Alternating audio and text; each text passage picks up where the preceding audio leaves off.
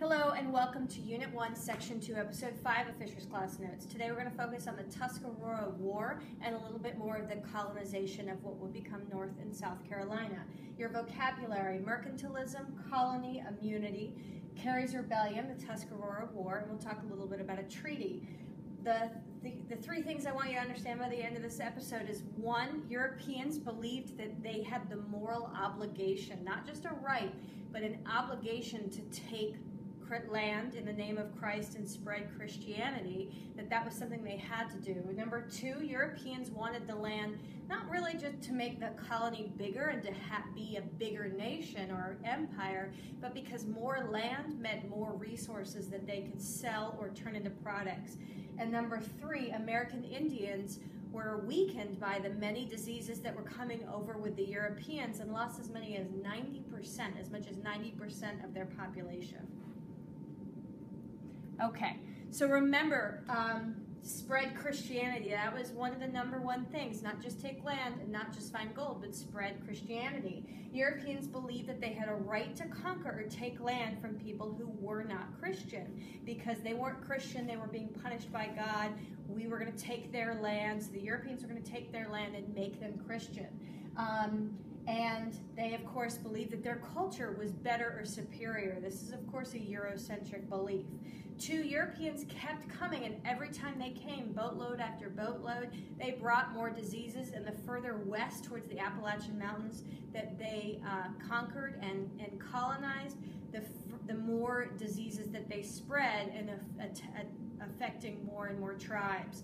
As the Europeans colonized and took new land, more tribes got sick and more tribes got weaker. It's estimated that 1/10 of the population survived. So in the 200 years before the United States became the United States, and when we were a new colony of Great Britain, in that 200 years, about 90% or 9/10 of the American Indian tribes died because of disease.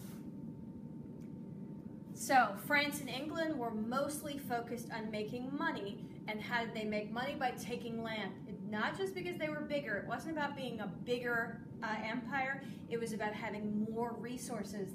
They wanted to be able to have more things to sell or export to other countries so that they were importing less. Of course, this is what we call mercantilism.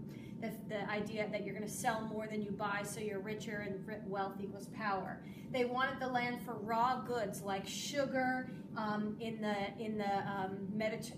sugar in the Caribbean, cotton, naval stores in North Carolina, tobacco, lumber, furs, rice, and wheat they were getting in the Americas. North American Indians didn't have the same understanding of land ownership.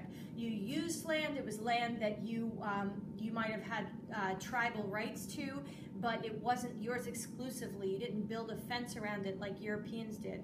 Whereas Europeans saw this land without having a deed or an ownership or a fence around it, so they kind of just felt like it was up for the taking. The European colonies kept moving west towards the Appalachian Mountains and just taking more land. This cartoon sort of shows how Europeans saw the colonies. Notice that each colony, it's like a maid for them, delivering them either gold or silver, foodstuffs like wheat and rice, and then, of course, raw materials to sell.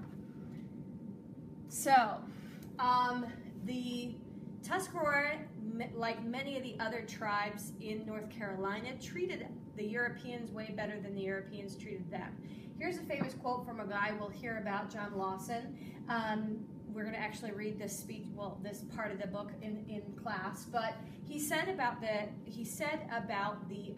Tuscarora, they are really better than us, than we are to them. They always give us victuals at their quarters, meaning food, and take care we are armed against hunger and thirst. We do not sow by them, generally speaking, but let them walk by our door hungry and do not often relieve them. So he was basically saying that, you know, when you go by like the home of a Tuscarora American Indian, he or she will feed you, clothe you, and make sure you're okay, and basically give you hospitality. Whereas the Europeans did not do that if a Tuscarora went by him or them. So the tribes were understandably angry. Not only was their land being taken, but also the Europeans were kidnapping Tuscarora Native Americans as well as other tribes and enslaving them, so selling them off into slavery, often into the Caribbean. The Tuscarora of the coastal plain were definitely the most powerful tribe in that area. They were definitely at the time as large as like the Cherokee in the mountains region.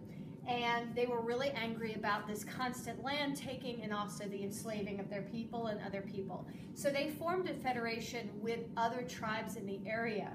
Meanwhile, they begged of the colony of Pennsylvania to please help them. So in 1710, they actually wrote to the governor of Pennsylvania asking them if they could move there, basically. So they tried to get away and end this peacefully, but they were turned down. They said, we want a cessation from murder and the taking of them, meaning to stop killing us and stealing us or kidnapping them, but they were turned down. So while all this was going on, meanwhile, the Carolina colony, remember there was no North and South yet, that wasn't until 1712, was in revolt. Basically, there was something called the Test Act that was actually passed in the 17th century, so the 1600s, but then Queen Anne of England insisted that people follow it again, and it basically made you pledge an oath to the crown, pledge an oath of loyalty to the King or Queen of England.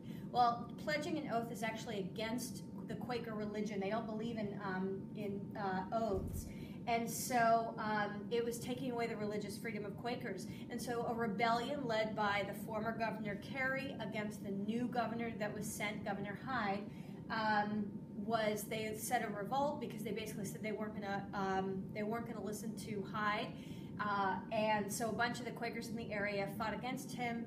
They did end up losing, but they certainly were not happy with the government. So while the Tuscarora are starting to get frustrated, the people in the Carolina, particularly around the Albemarle Sound, were also getting really angry and were not happy with their government. So they're not going to listen when their government calls for aid. So by 1711, the Tuscarora decided to attack these English settlements, and they were taking advantage of the rebellion going on during the 1711 Carey's Rebellion. John Lawson, the same guy who wrote that quote that we read before, who had been friends with the Tuscarora, he felt like he could just kind of go into their land anytime. Well, this is, of course, while the Tuscarora are getting quite angry with the English settlers and want to push back the English settlers. So he took a friend on an expedition into Tuscarora territory, into their tribal lands, and he was actually captured by the Tuscarora chief, John Hancock. Chief Hancock, not John Hancock, excuse me, that's for later. Chief Hancock killed Lawson because actually they were going to let him go, but Lawson was really angry that he had been captured and then got into a fight with another tribal chief from the Core tribe, and the Core tribe insisted that he be killed, and so they killed him. They let his companion go, his friend who had gone with him, and his friend actually drew this sketch of what it was like them all being captured, but then he got released, and then John Hancock was killed.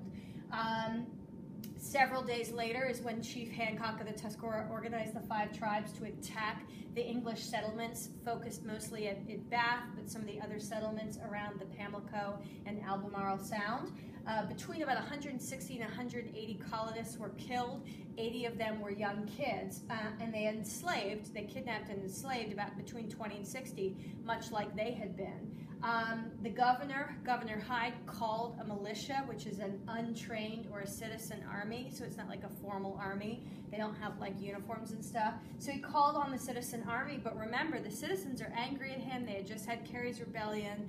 They were not happy with him. Some of them didn't even recognize that he was governor. He didn't recognize his authority. And a bunch of them were Quakers who had supported Carey. So he had to call upon people in the South, what would become South Carolina, and they did come to the aid, and they were able to push back the Tuscarora. And they captured and enslaved a bunch more Tuscarora. Of course, this made the Tuscarora mad even more.